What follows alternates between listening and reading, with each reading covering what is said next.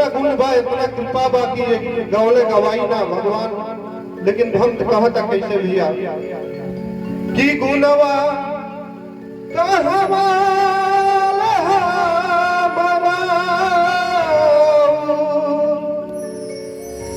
अरे गई प्रभु जी हो गई प्रभु जी कहे से कि रौरहाई हर रोग के दवाई प्रभु जी रौरहाई हर रोग के दवाई प्रभु जी गुणवा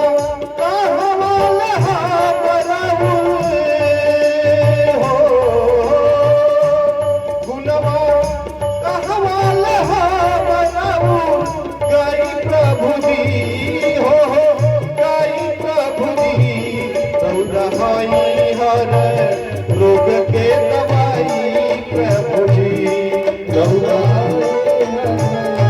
रोग के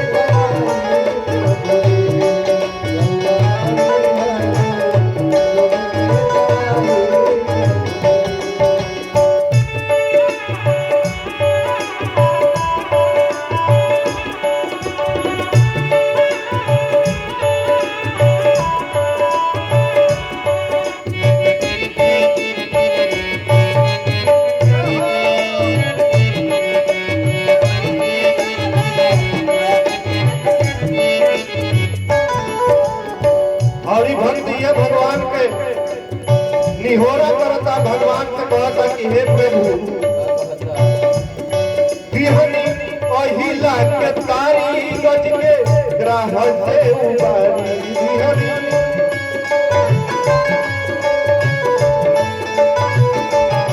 बिहनी अहिला के तारी गज के ग्राह से उबारी बिहनी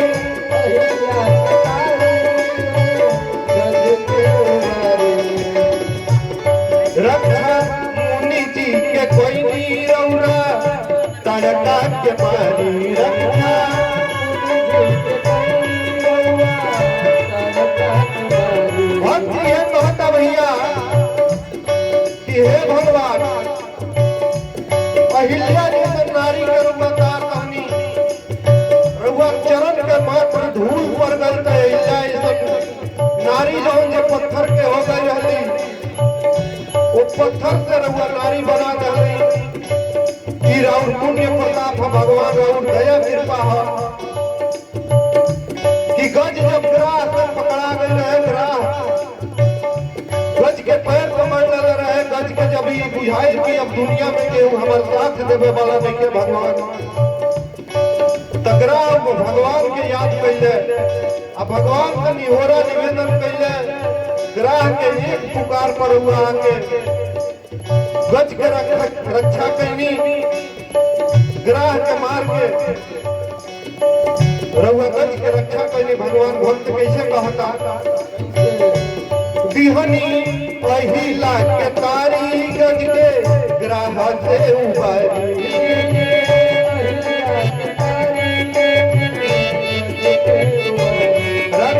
के कोई नहीं रौरा ताड़िका के मारी रखा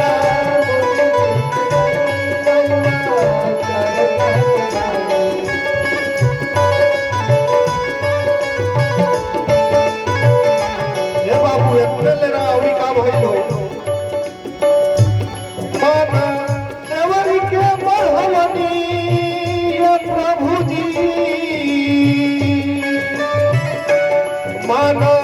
देवर के बढ़ौनी मोर खाई प्रभु जी हो खाई प्रभु जी रौरहाई हरा रोग के दवाई प्रभु जी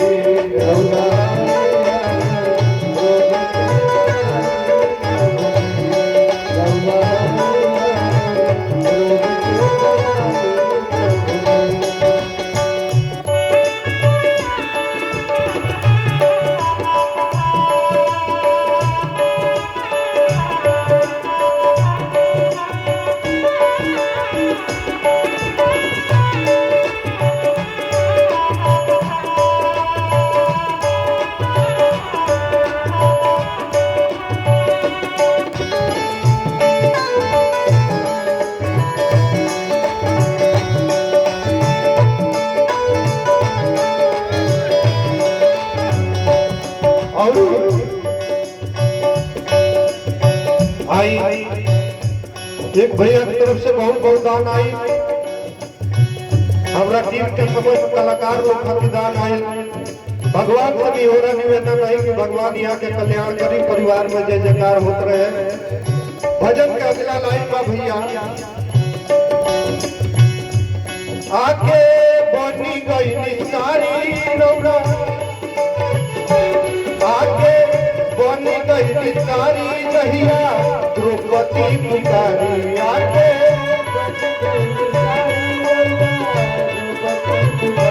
भगवान भैया द्रौपदी का लाज लुटाता है बीच सभा में। जब द्रौपदी हाथ जोड़ के भगवान को पुकार कैली तो भगवान 1 सेकंड के देरी ना लगी भैया, भगवान तुरंत साड़ी के रूप में प्रकट होके वो द्रौपदी का लाज बचौले बने। भजन के माध्यम से कैसे कहेंगे बा, आके बनी गई सारी जब द्रौपदी पुकारी, आके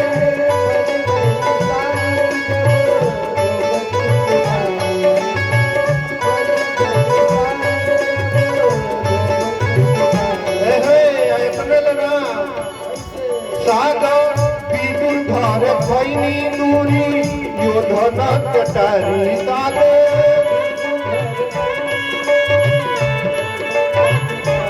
सागे विदुर घर भैनी दूरी योधना कटारी सागे।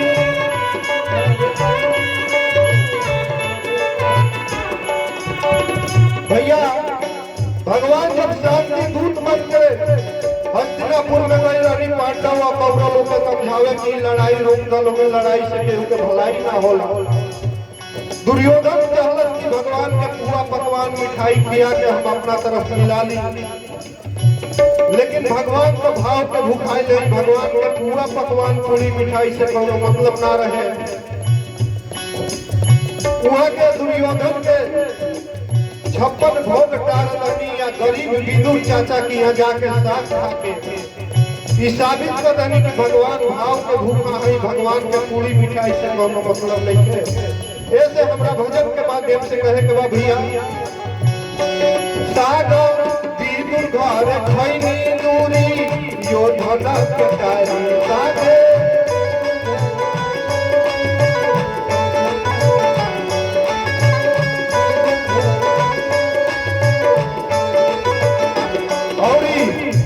रौरा छीलन में मिलला रे प्रभु जी, रौरा छीलन में मिलेला मिठाई प्रभु जी, रौरा छीलन में मिलेला मिठाई प्रभु जी, रौरा भाई हर रोग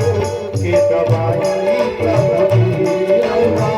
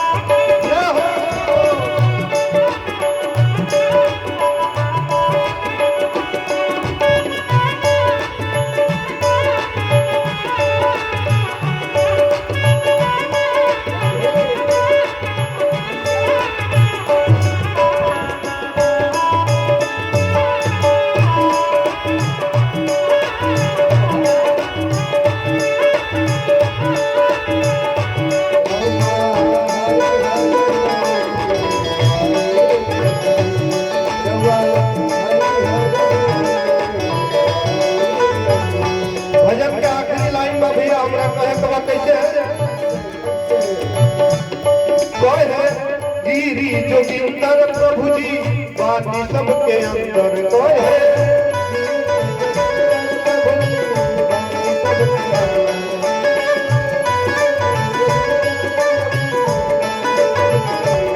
भैया पुराण में बताओ गई बा कि भगवान जगह जगह में है, भगवान हर एक जीव जंतु हर एक प्राणी हर एक मनुष्य में बानी। ऐसे हर जीव में भगवान के दर्शन कर जाओ तो निश्चित रूप से भगवान के दया कृपा होगी। हर जीव पर दया कर जाओ, हर जीव के आपन मानल जाओ, तो भगवान निश्चित रूप से हमने के अपने ऊपर अपन कृपा करे। भजन के माध्यम से कहे के भैया कहे गिरी जोगिंदर प्रभु जी बात सबके अंदर कहे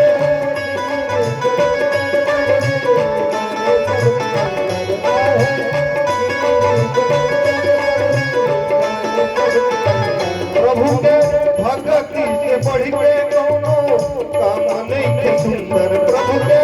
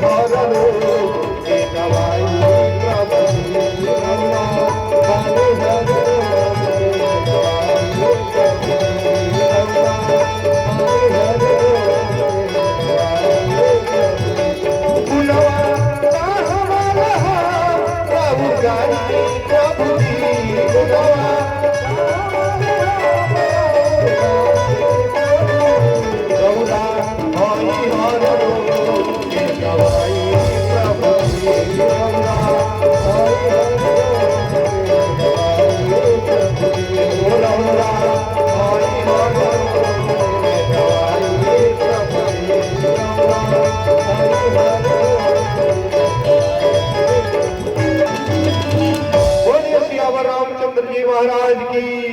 बोलिए, वृंदावन बिहारी लाल की। आई अब कथा में प्रवेश कर जाओ। आज के कथा बड़ा सुंदर बा। आज कथा के माध्यम से भगवान के लीला के वर्णन हुई। रउआ सब अधिक से अधिक संख्या में और कथा पंडाल में पहुंची, भगवान के कथा सुनी, आनंद उठाई। जय श्री राम।